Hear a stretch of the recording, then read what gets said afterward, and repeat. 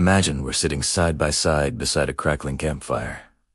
Feel the warmth brushing your cheeks. Watch the orange sparks spiral upward and vanish into the velvet night. It's peaceful, isn't it?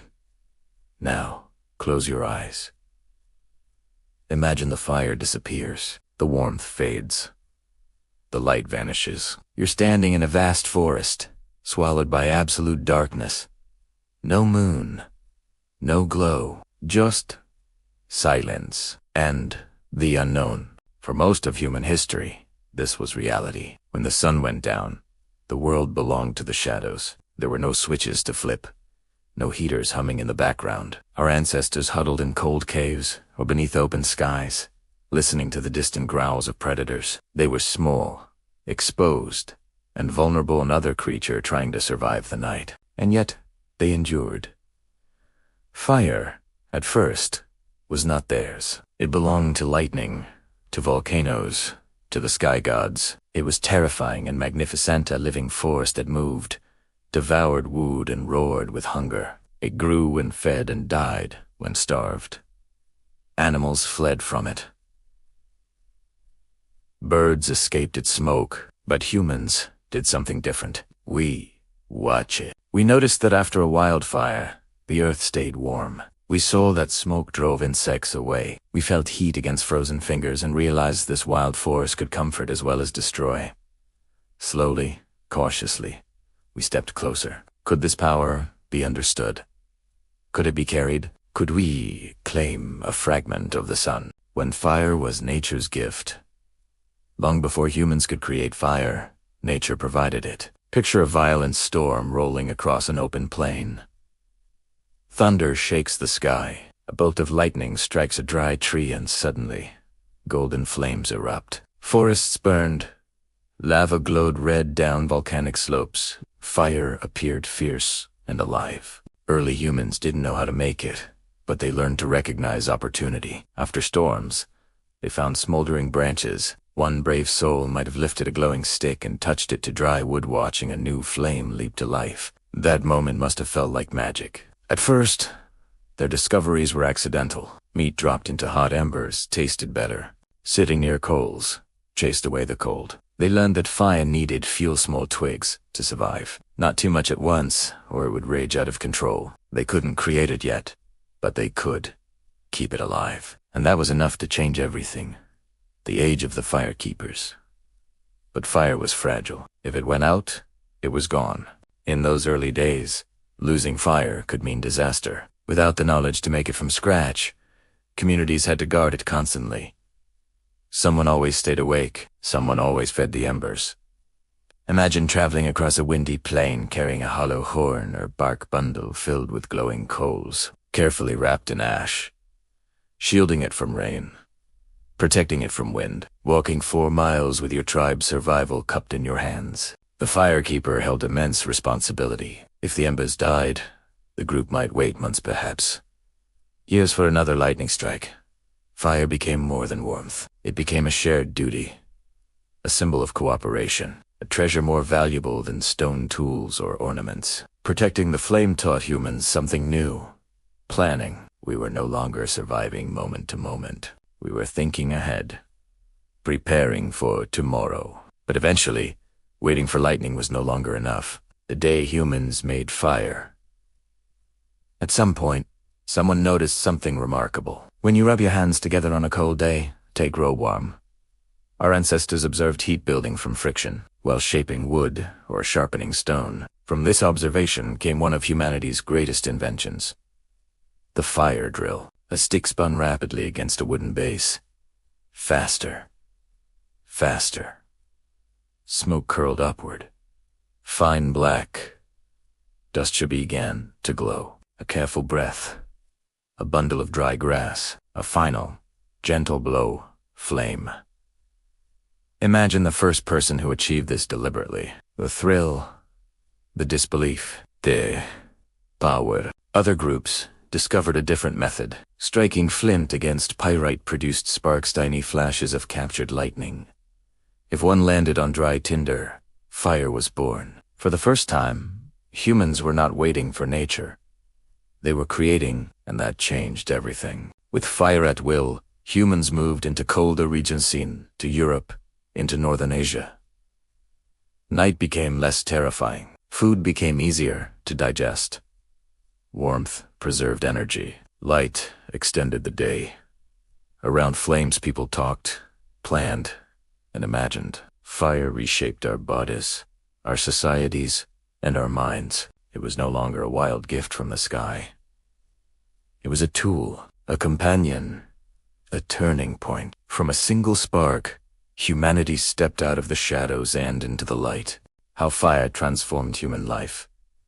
Once humans learned not just to guard fire but to control it, everything changed. The first transformation was safety. A ring of flames around a camp acted like an invisible barrier. Predators like saber-toothed cats kept their distance from fire's heat and light. For the first time, humans could sleep deeply. They didn't have to jolt awake at every rustle. Rest brought clearer thinking, stronger bodies, and sharper awareness. Tin came food. Cooking is, in a sense, digestion outside the body. Heat softens meat, breaks down tough plant fibers, and unlocks nutrients. Instead of chewing raw roots and sinewy flesh for hours, humans ate more efficiently. That extra energy didn't just keep muscles moving, it nourished growing brains.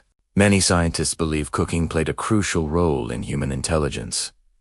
Fire fed both body and mind. It also made food safer. Heat killed parasites and harmful bacteria. Illness decreased. Children survived at higher rates. Communities grew. Fire strengthened not only individuals, but entire populations.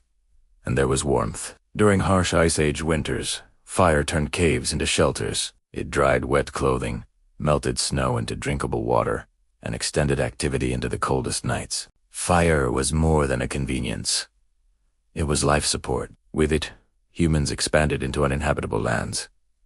Fire helped us spread across continents. Fire, the heart of community and language. But perhaps fire's most profound gift wasn't physical, it was social. Before controlled fire, darkness meant sleep. When the sun disappeared, so did activity.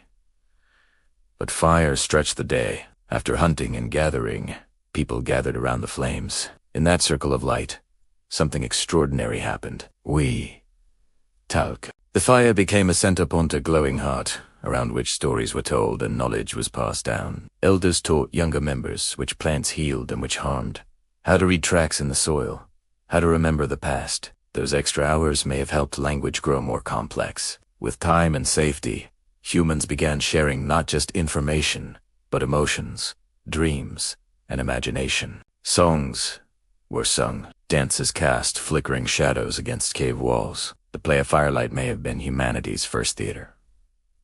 Fire pulled people closer physically and emotionally. It created a sense of belonging, of us. Rituals emerged. Flames marked births, honored the dead, and sealed communal bonds. Fire became a symbol of identity and continuity. Even today, we gather around fireplaces, campfires, and grills. That calm feeling, the sense of connection and ease, is ancient. It echoes tens of thousands of years of shared evenings in the glow of embers. We are social creatures, in part because fire invited us to stay awake together. Global myths and legends of fire. Because fire was so transformative, nearly every culture developed stories about its origin. In ancient Greece, the myth of Prometheus tells of a titan who pitied humanity, seeing them cold and helpless. He stole fire from the heavens and delivered it to earth hidden inside a fennel stalk. For this defiance, he was punished. But humans gained the divine spark. In many Native American traditions, fire is taken from a selfish being by a clever trickster, often coyote or raven, who brings it to the people. These stories portray fire as sacred, powerful, and not easily won. In ancient Rome, the sacred flame of the goddess Vesta was guarded by the Vestal Virgins. Their duty was to keep the holy fire burning at all times. If it were extinguished, it was believed disaster would follow.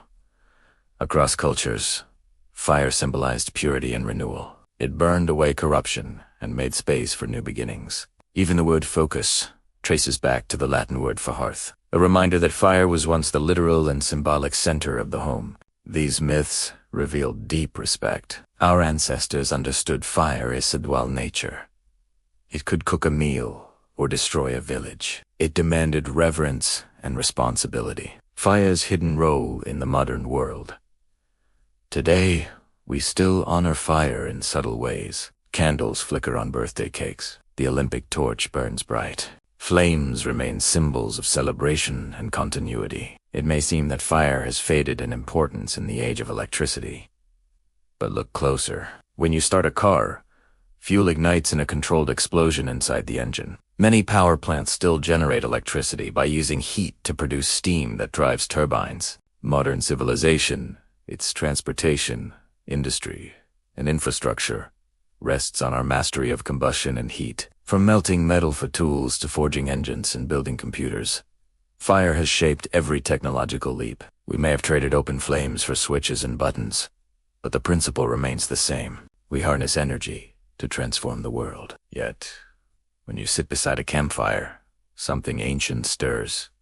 The steady warmth, the hypnotic dance of flames, the comfort of shared silence. It feels familiar because it is. For tens of thousands of years, that circle of light meant survival, connection, and hope. It marked the moment a vulnerable animal began reshaping its destiny. So the next time you strike a match or watch a candle flicker, remember, you are holding more than a flame. You are holding the spark that helped make us human.